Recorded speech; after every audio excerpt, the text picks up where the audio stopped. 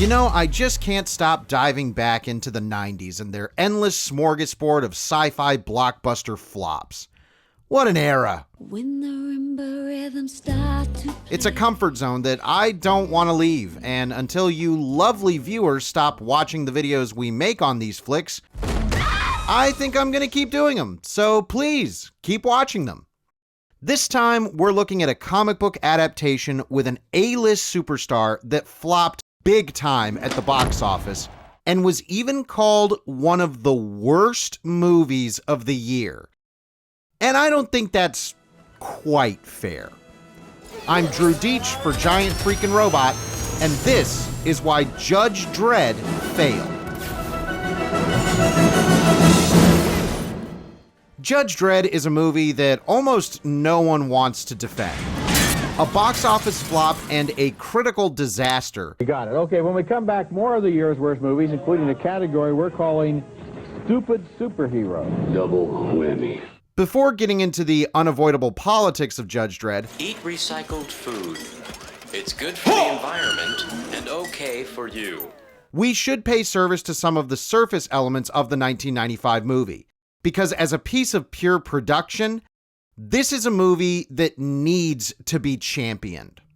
Production designer Nigel Phelps, whose work spans from 1989's Batman to Pokemon Detective Pikachu, takes incredible inspiration from both the 2000 AD source material and sci-fi world-building epics like Blade Runner. With a reported budget of $90 million, which would be over $180 million today, Judge Dredd is a movie that knows it has to nail its particular futuristic look in every arena, and it does. Before studios felt that the majority of effects works could be handled solely by CG, there was a period during the mid to late 90s where digital effects and practical work were being married in supremely effective ways. This movie is one of the best examples of that. It's a beautifully tactile production. The score by legendary composer Alan Silvestri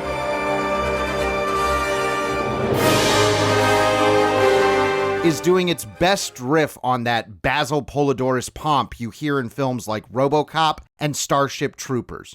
Director Danny Cannon and his cinematographer Adrian Biddle shoot the movie with colorful glee, enjoying the giant world they are getting to play in. The costumes are stellar across the board, especially the Gianni Versace take on the iconic Judge outfit. It's a movie that relishes every bit of comic flair it has. Rapid fire. Rapid fire. This isn't going for grounded or gritty. This is a comic book movie, capital C, capital B, capital M. The fact that the movie opens with a montage of colorful images from the comic books should tell you exactly what it's going for. Now, here's where things are going to get controversial for multiple reasons. One of those reasons has to do with the 2012 film Dredd. Dredd? That movie was widely praised by critics and fans. It was good.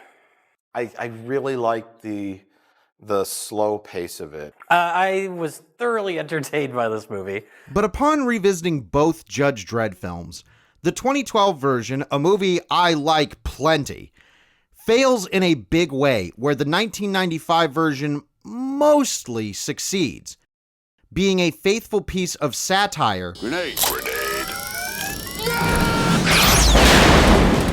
about fascistic militarized policing. Happy motoring. In Judge Dredd, Dredd is eventually framed for the murder of a journalist, Vardis Hammond. The whole system is the problem, not just Judge Dredd. No! The idea of making Dredd, The only thing that counts is this. The law. a character who treats the law as a religion, a victim of this corrupt system, Dredd, you're under arrest. is fantastic drama and commentary. It feels like the best possible story to tell if you want to be true to the source material's critical commentary about policing. And while that element is present as opposed to the 2012 version, it ultimately ends up being given the short shrift. Because while Judge Dredd does work as a piece of flashy popcorn sci-fi action, and a pretty fun one, it fails in a few key ways. As an adaptation, many fans find it outright sacrilegious that Dredd ever removes his helmet, which he never does in the comics.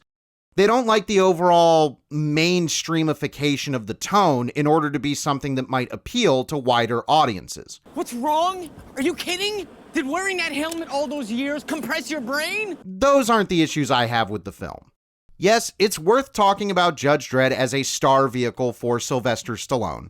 Like many movies that are tailored to fit a certain celebrity's persona and perception, the material of this movie often gets manipulated into something less unique.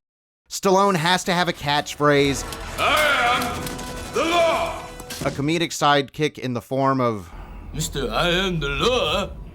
Rob Schneider, Sorry. and has to be portrayed as a square-jawed hero who saves the day.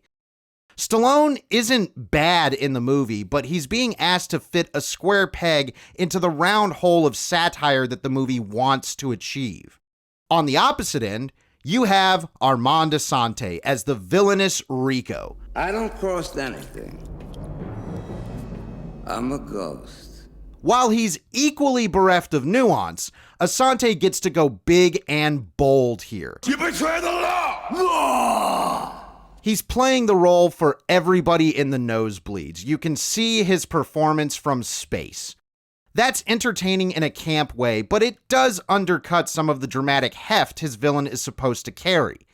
In fact, the majority of the excellent cast, Diane Lane, Jürgen Prochnow, Max von Sydow, are doing a truly great job with what they are given. But what they are given ultimately ends up failing them. And while many will decry the cheesiness of Judge Dredd as a negative, I never broke the law! I am the law! that's not where the movie deserves your scorn. In fact, the cheesiness has actually helped keep this movie as a piece of entertainment worth revisiting. My real big criticism belongs with the way the film ends. After the revelation that Dredd and Rico are clones of Chief Justice Fargo, and that Rico wants to take over the Justice Department and replace all the judges with clones that will do his psychotic bidding, Dredd is able to kill Rico and stop his plan. At this point, the Justice Department is fully revealed to have been built on lies, and the entire Council of Chief Justices has been murdered. The judges look to Judge Dredd to see what he will do. They want him to become the new head of the council. His response? I'm a street judge, and I'm very late for work. While he does recommend that his partner Judge Hershey take the position instead, Judge Dredd just wants to get back to work as usual. It pays lip service to the idea of change, but doesn't commit to making a big enough statement. This is where Judge Dredd's decision to kowtow to mainstream sensibilities undercuts anything subversive it might be doing.